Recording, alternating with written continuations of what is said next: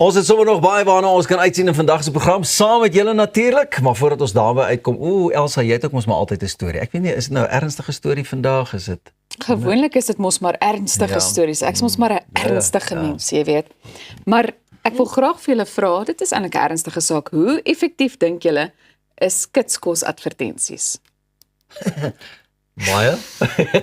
Baie, Ja. baie. Veral, ek ry baie op die paaie, op die snelweë en dan daai groot billboards, nie eers die digitale billboards nie, the billboards, those static ones, dan sien jy net daai burgers en die chips en die milkshake of whatever. Dan is ek soos, okay, ek gaan 'n bietjie van 'n detour, ad stop op die GPS, dan gaan ek so intoe. Ja, But it's really, really effective. Al doen jy dit nie daai dag nie. There's like a little bit of a subliminal message that kind of stays with you. En as jy so lus is vir iets, that's an itch that only that thing can scratch. En dan gaan koop jy dit maar. Baie effektief is my antwoord dan.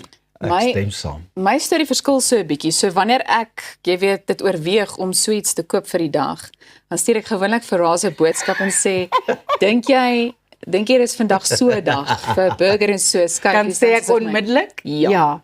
Goed, maar die rede waarom ek julle vra, is Brittanje het 'n nuwe verbod ingestel op die advertering van kosse wat hoog in vet, sout en suiker is, beter bekend as gemorskos, om kinders teen sogenaamde aggressiewe bemarking te beskerm. Nou volgens die nuwe maatreëls mag hierdie advertensies nie meer voor 9 uur saans op televisie uitgesaai word nie en word dit ook aanlyn streng beperk. Produkte soos koeldrank, lekkers, roomys en kitskos vorm alles deel van die verbod, aangesien navorsing toon dat sulke advertensies kinders se eetgewoontes sterk beïnvloed. Die Britse regering glo die maatreëls kan duisende gevalle van vetsug onder kinders voorkom en kan dit langtermyn druk op die gesondheidsorgstelsel verlig. Ander lande het reeds opgetree. Noorwe het streng wette ingestel wat advertensies vir ongesonde kos aan minderjariges verbied. Portugal het sedert 2019 advertensies vir sulke produkte tydens kinderprogramme verbied en Chili het reeds in 2016 'n omvattende verbod ingestel.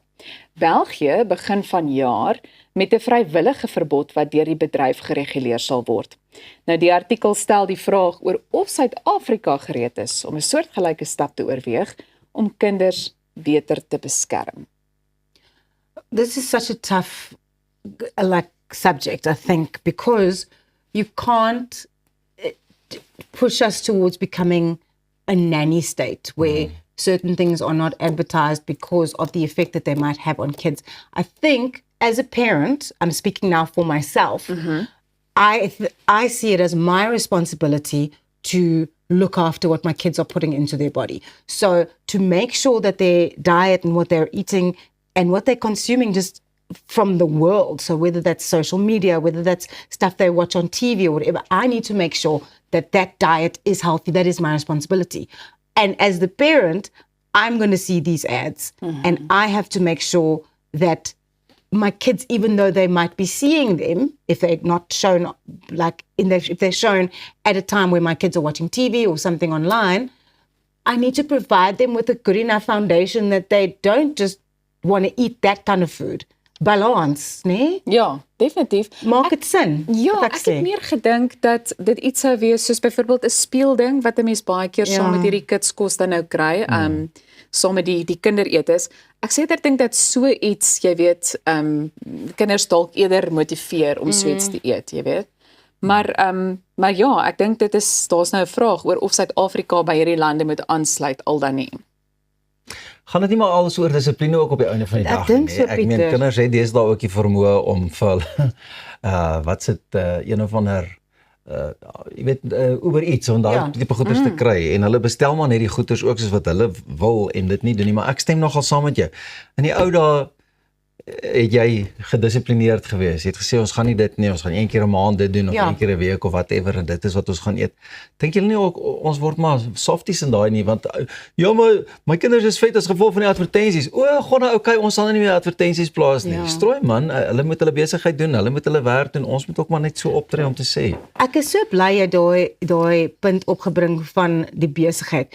Advertising is an industry. If we're going to change the times that advertising can play out, it's going to affect the type of ads that are being made. So that's going to affect that industry. It's like, it's got a knock-on effect. But I think that what a child is putting into their body is the responsibility of the parent. I think you've got to make sure that there is balance in what they are eating and that this kind of stuff is a treat. Don't completely demonize it so that they're so excited when they finally get to have it that they don't want to stop having it. Don't make it this thing that's a bad thing. Everything in moderation, I think you should teach from a young age, and that is going to encourage the discipline that Pieter's talking about. 100%. Ja.